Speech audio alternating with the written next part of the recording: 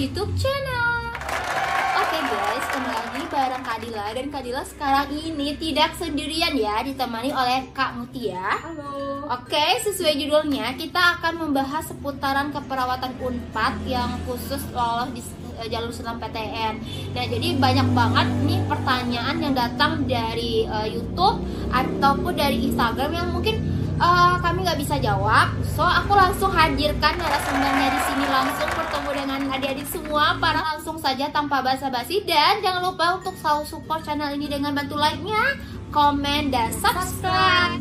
Dan jangan lupa untuk share ke media sosial lainnya biar channel ini menjadi channel edukasi yang berkembang. Dan yang paling penting, kalian nyalain lonceng notifikasinya biar kalian gak ketinggalan informasi seputar SNMPTN, SBMPTN sampai jalur mandiri. Ya ampun, maaf banget ya karena rumah di tepi jalan bunyi kendaraan bisik di mana-mana. Yang penting semangat buat kalian semua. Oke, tanpa berlama-lama, yuk kita simak video yang satu ini. Let's check it out. Oke, kita mulai dari pertanyaan pertama. Ini dari Aprilisti Sandra. Pertanyaannya adalah, Kak mau nanya, dari D3 ke S1 lanjut nurse, totalnya ada berapa semester nih Kak? Gitu. Ini untuk semesternya ya, dari D3 ke S1 itu biasanya ada 4 semester atau 2 tahun. Nah, setelah itu untuk lanjut ke nurse itu ada 2 semester, yaitu sekitar 1 tahun juga. Jadi totalnya sekitar ada 3 tahun. 3 tahun bersama dengan nurse juga ya. Iya. Gitu. Jadi nurse-nya setelah S1 pun itu lanjut 1 tahun ya. Iya. Oke. Kita lanjut ya ke pertanyaan dari Dita. Oke. Kak, bedanya ilmu keperawatan sama keperawatan di Pangandaran Unpad apa Kak? Kok namanya beda? Dari apa sih yang membedakannya? Apakah dari prospek kerjanya? Oh gitu ya. Sebenarnya kampus keperawatan yang di Unpad sama yang di Pangandaran itu sama aja kan. Oke, lanjut. Oke, next kita lanjut ke Pradinta. Oke, Pradinta, kalau lewat SBM bisa nggak Kak? Kuota SBM keperawatan berapa ya Kak? Kalau lewat SBMPTN bisa sekali. Untuk kuotanya biasanya setiap tahun berbeda-beda ya Teh? Iya, tergantung. Kalian bisa cek di LTMPT, di situ tuh ada kuota masuk keperawatan 4 berapa gitu. Nanti aku akan bikinin video cara cek kuota di setiap jurusan maupun di PTN untuk penerimaan tahun 2022. Oke, kalian tungguin aja. Oke, kita lanjut ya. Kita lanjut ke namanya Dita juga. Dita Farisia. Kak, kalau kuliah di keperawatan Unpad lulusannya harus bekerja di Bandung Kak, atau boleh di mana saja? Boleh di mana saja. Yang penting terima. Iya, kerja tuh bebas sih, mau di mana aja gitu. Oke, paham ya? Lanjut, pertanyaan dari Dewi, per semesternya sesuai penghasilan orang tua nggak? Nah, ini tergantung dari kamu lulusan mana dulu. Kalau misalnya lulusan undangan, biasanya memang biaya kuliah itu berdasarkan penghasilan orang tua. Penghasilan orang tua ya. Oke, begitu juga dengan SNMPTN itu juga berdasarkan penghasilan orang tua. Berapa penghasilan orang tua kalian, mungkin dari situ kan sistemnya sekarang UKT ya. Jadi harus sesuai dengan kondisi orang tua juga sih biaya kuliahnya. Kita lanjut ya. Kak, yang ke 13 juta itu udah termasuk praktikum dan lain-lainnya. Jadi kan ini kan lanjutan dari video sebelumnya ya, ada pertanyaan. Jadi aku jawab di sini kan. Kalau bisa kalian nonton video yang bagian sini ya, biar nyambung ya. Jadi kalau biaya praktikum 13 juta tuh udah masuk yang lain-lain atau praktikumnya aja gitu? Udah termasuk yang lain-lainnya. Kalau misalnya dari awalnya berarti udah total ya 13 juta tuh untuk biaya praktikumnya. Kalau misalnya emang dapat UKT-nya segitu. Oke ya Kak Mutia ya. Next, kita lanjut ke perawatan Unpad, nerima lulusan SMK jurusan analisis kimia nggak Kak? Nah, mungkin Kak Mutia bisa jawab? Kayaknya nggak bisa. Nah, kayaknya nggak bisa ya. Tapi ada beberapa di Unpad itu anak dari IPS bisa, anak IPA bisa linjur gitu. Tapi kita nggak tahu juga dari SMK-nya. Nanti kita cek dulu ya. Kita cek dulu di informasinya di LTMPT ya. Kan di situ ada tuh jurusannya di jurusan dari mana? Maksudnya jurusannya boleh kalau lama dari SMK, dari MAN atau dari SMA. Oke. Aku dari SMK keperawatan nih, apa bisa masuk keperawatan lewat jalur SNMPTN? Bisa, kalau lulus SNMPTN. Bisa, rasanya bisa ya, karena dia SMK-nya keperawatan ya. Jadi kena perawat. Intinya kalau misalnya sinkron dengan jurusan yang kalian pilih itu masih bisa gitu. Oke, masih bisa ini. Oke guys, capek nggak guys? Oke, mungkin kita lanjutkan dulu ya beberapa pertanyaan lagi. Ini pertanyaan dari Nabila. Kak, ada persyaratan tinggi badan nggak untuk masuk ke perawatan Unpad nih Kak Mutia? Kak Mutia kan soalnya tinggi juga ya. Alhamdulillah. Ya, untuk persyaratan tinggi sih nggak ada ya. Kalau misalnya mampu lulus SNPTN biasanya akan diterima gitu di Unpadnya. Nggak ada persyaratan tinggi badan sih. Kecuali masuk ke militeran ya mungkin ya, nanti mungkin ada persyaratan minimal wanita itu 155 ya, kalau nggak salah. Berarti nggak ada ya, ini tuh kan bukan kemiliteran ya, jadi perawat tuh nggak melihat tinggi badan juga sih. Itu dulu ya untuk pertanyaan-pertanyaan yang mungkin sering dipertanyakan oleh teman-temannya. Semoga kalian nanti bisa memahaminya, dan kalau misalnya adik-adik ingin tanya lebih serius lagi, lebih dalam, mungkin nggak bisa di YouTube, kalian bisa follow Instagram Kak Mutia. Insya Allah Kak Mutia bakalan jawabin semua pertanyaan kalian kalau Kak Mutia nggak sibuk ya. Oke. Tapi sekarang kayaknya nggak sibuk deh. Oke, sekarang nggak sibuk, jadi lagi free. Kalian follow Instagram Kak Mutia. Apa Instagramnya Kak Mutia? @nursmutiaraini. Nanti cantum di sini. Iya, ada. Nah, tadi kita udah membahas tentang pertanyaan-pertanyaan adik-adik di YouTube. Sekarang kita fokus ke prospek kerjanya ya. Worth it nggak sih lulusan keperawatan itu, kerjanya di mana? Gimana sih suka dukanya juga akan kita bahas di video kali ini. Oke, Kak Mutia. Nah, selama Kak Mutia menjalani perkuliahan di keperawatan Unpad, Kakak merasakan nggak pengen kenapa sih aku harus pilih jurusan ini di tengah jalan, atau ada rasa-rasa penyesalan atau gimana? Boleh deh di-share ke adik-adiknya gitu.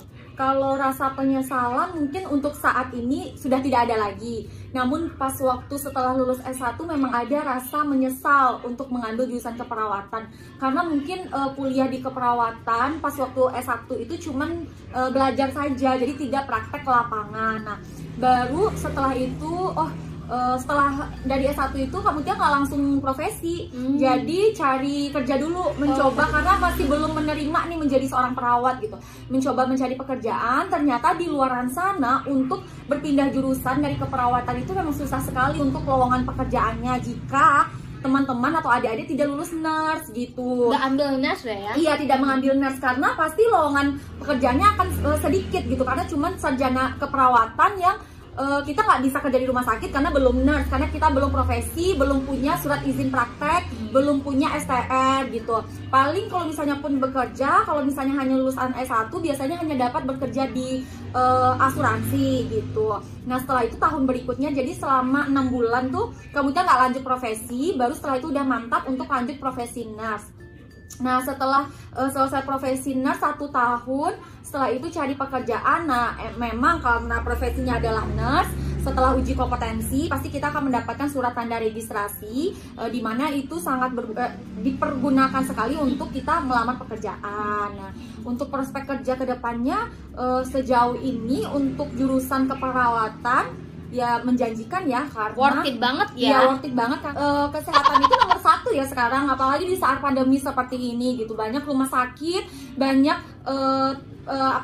rumah sakit yang membutuhkan perawat, tempat-tempat wisma untuk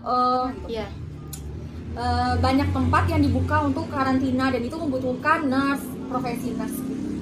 Pokoknya di masa pandemi itu sangat dibutuhkan banget ya keperawatan ya, jurusan keperawatan. Dari sanalah Kak Mutia berjuang untuk melawan virus corona demi pasien-pasiennya ya guys ya. Jadi alhamdulillah Kak Mutia. Oke Kak Mutia, nah selama Kak Mutia bekerja nih di rumah sakit UI menangani pasien-pasien COVID, itu Kak Mutia pernah kena nggak? Maksudnya pernah kena virusnya enggak gitu? Alhamdulillah selama menangani pasien COVID di IGD ya, di RSUI, alhamdulillah Kak Mutia belum pernah terkena COVID, dan jangan sampai terkena COVID gitu, karena pakai APD-nya lengkap gitu, istirahat yang cukup intinya seperti itu. Oke Kak, berarti selama kerja di bagian keperawatan, jurusan keperawatan itu gajinya worth it nggak sih Kak sebenarnya gitu?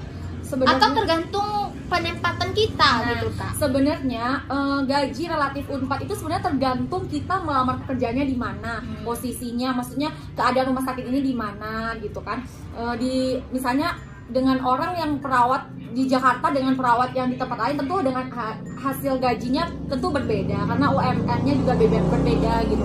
Tapi sejauh ini sih beberapa rumah sakit swasta di Jakarta untuk bertahan hidup ya sebagai anak rantau sih alhamdulillah cukup gitu. Alhamdulillah ya. Nah, jadi adik-adik untuk jurusan keperawatan tuh sangat worth it banget ya. Kalau misalnya adik-adik melanjutkannya dengan ikut nurse. Kalau sampai S1 aja pendidikannya tuh kayak gantung gitu ya Kak Mutia ya.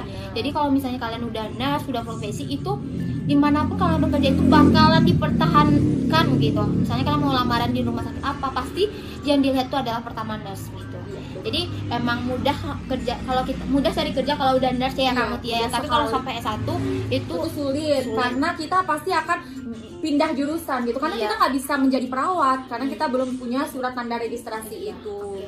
Terus Kak, selama nurse itu biayanya kisaran berapa nih Kak? Biar adik-adiknya bisa mempersiapkan uangnya dari sekarang seandainya nanti dia mau lanjut nurse gitu Kak. Untuk biaya kuliahnya terakhir itu waktu Kemutia ya, itu tuh sekitar 11 juta.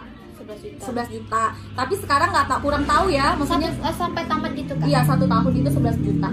Itu hanya untuk pendidikannya, untuk uang semester gitu. Sebenarnya untuk uang-uang yang lain dari kampus tuh tidak ada, cuman ada beberapa, kalau misalnya ada ikut pelatihan terakhir nanti kita akan ngasih uang lagi, itu sekitar 2 juta kayaknya sekarang. Emang kalau nurse ini lebih banyak pengeluaran karena kita akan berpindah-pindah lokasi gitu. Berpindah-pindah lokasi banyak, tentu akan berpindah-pindah tempat juga, tempat tinggal dan lain-lain gitu. Lebih ke lapangan nggak sih? Iya, lebih ke lapangan. Jadi kalau untuk uang kuliah per semesternya pada tahun itu ya 11 juta itu udah 2 semester gitu. Paling sekitaran 11 juta lah ya, di luar makan, kosan yang adik-adik. pindah-pindah ya. Oke adik-adik, nah sangat worth it banget ya kalau misalnya kalian ngambil jurusan keperawatan, apalagi di jalur SNMPTN. Jadi bagi adik-adik mungkin yang penasaran bagaimana trik and trik kenapa kamu lolos SNMPTN, dan di video sebelumnya udah kami bahas juga di video bagian sini. Kita kali ini terima kasih banyak ya Kamutia ya. Semoga adik-adik kita di tahun ini lolos SNMPTN. Amin. Kalaupun nggak lolos SNMPTN di jalur SBMPTN, kalau nggak juga jalur mandiri, masih banyak jalur-jalur lainnya gitu. Intinya jangan patah semangat. Sekian dulu ya video dari kita. Dan seperti yang aku bilang tadi, kalau kalian mau tanya-tanya lebih lanjut boleh DM Instagram Kak Mutia di bagian sini. Oke, kalau Instagram aku bagian sini untuk tanya-tanya seputar soal kimia, kalian juga boleh ke aku langsung. Oke, sekian dulu video kita kali ini, semoga bermanfaat. Thanks for watching, see you on my next video. Assalamualaikum warahmatullahi wabarakatuh. Dadah.